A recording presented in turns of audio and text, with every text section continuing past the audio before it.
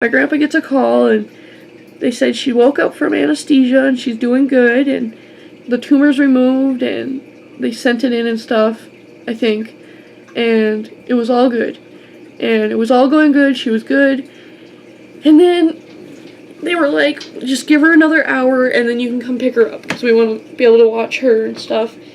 And I think it was like, and my grandpa came out and told me that, and I was all happy. I felt very good. I was like, I can't believe I thought she was going to die. And literally probably 30 minutes after that, my grandpa comes out, and he had a sad look on his face, and he sat me down. He pulled up a chair in the kitchen and told me to sit down in the kitchen.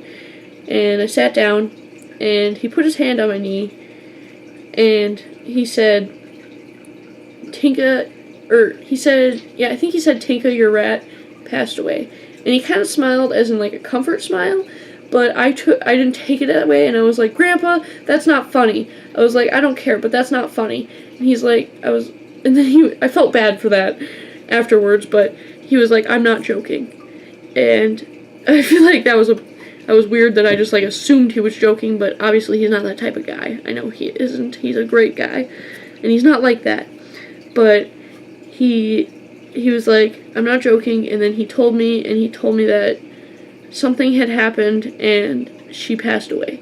And I was like, I thought she was doing fine and stuff, and I started crying, and I just lost my favorite pet, and it was very hard. And I tried to keep myself together, and he said, we can go pick her up right now. They said we can pick her up. And I was like, and I get to bring her home and bury her? And he said, yeah. And we got there, and the whole car ride, this is going to sound weird, but I couldn't have been happier with who I was with. My grandpa was so supportive. Like, I couldn't have made it if he hadn't done what he had done. And he didn't need to be that way with me, but he held my hand the whole car ride, because I cried. And I cried pretty hard the whole car ride there. And he held my hand while driving, which is dangerous, but it meant a lot to me. And before we walked in there, he kind of like gave me a hug, and like we went in there, and I think he cried a little bit. I don't know. I feel like he did a little bit, just a tad, just because I was so hurt. And they handed me her in her little tiny 5-gallon cage, which was only her traveling cage, and was only the cage I was going to be using to take her in there with.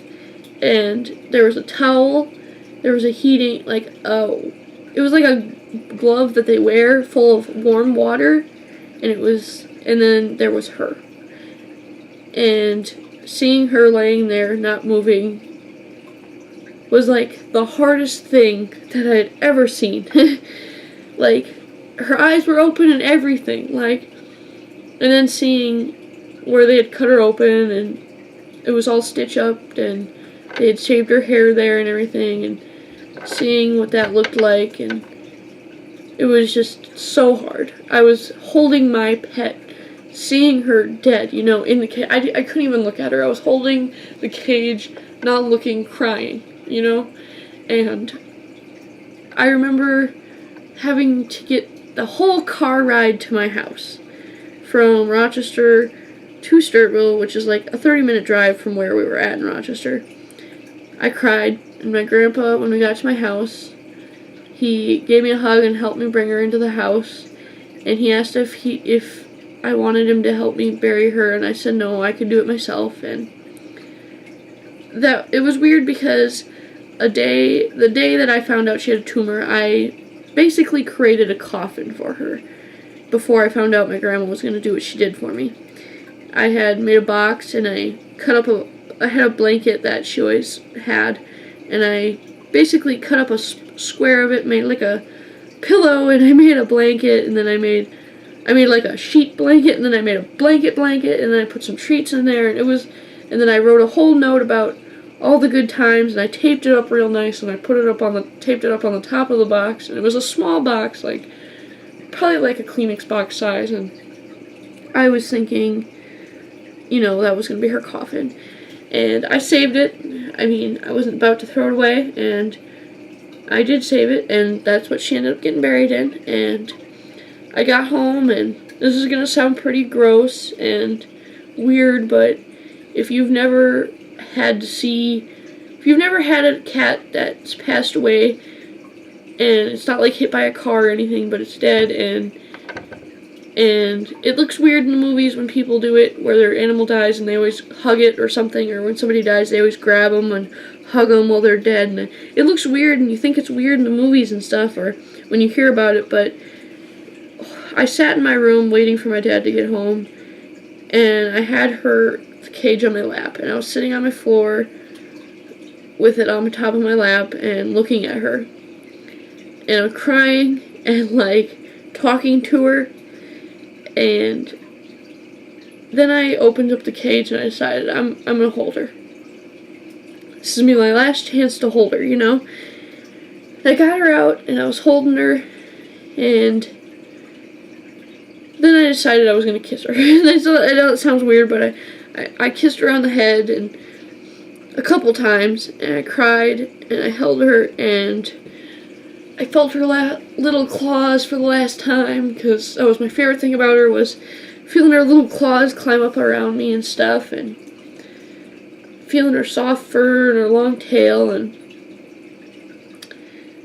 she was a great animal. That's all I have to say, and I miss her. And after that, my dad came home and we buried her, but I held her for a very long time, and I know it sounds weird because she's a dead animal, but I held her for a very long time, and I couldn't be happier that I did, because I think I'd regret if I never did, never had, you know. And so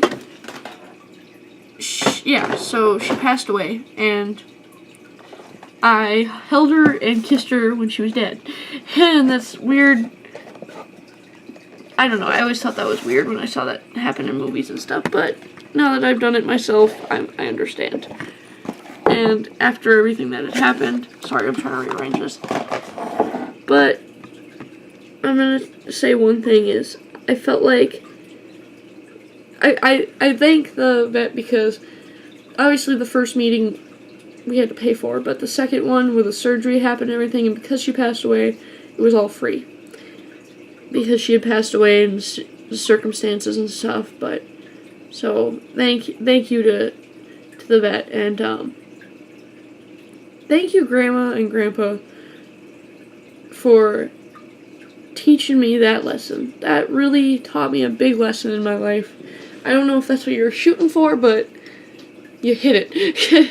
You taught me a humongous lesson in life about not giving up when things look rough, and not giving up on the things you love, not giving up on the people or the animals that you love, even if situations look unbearable or like a really steep mountain. You climb that thing as hard as you can. And it taught me that no matter how much, it just taught me a lot of things, and it's hard to talk about, but it taught me a lot of things, and I don't know if that was the point of it or what, but that it taught me a lot. It gave me my passion and love for wanting to help animals and stuff, and not give up on the ones that look like they aren't going to survive and stuff, even though she did end up passing away, and it was because a blood clot had traveled to her heart. That's what they said they thought would had happened. And that's a common thing, I guess, for animals and even humans. But that was hard, but the lesson that came out of it was a huge thing in my life. And I've gone off that story a lot in my life. I always think about that, like, what happens if I hadn't tried? She wouldn't have lived those last few days.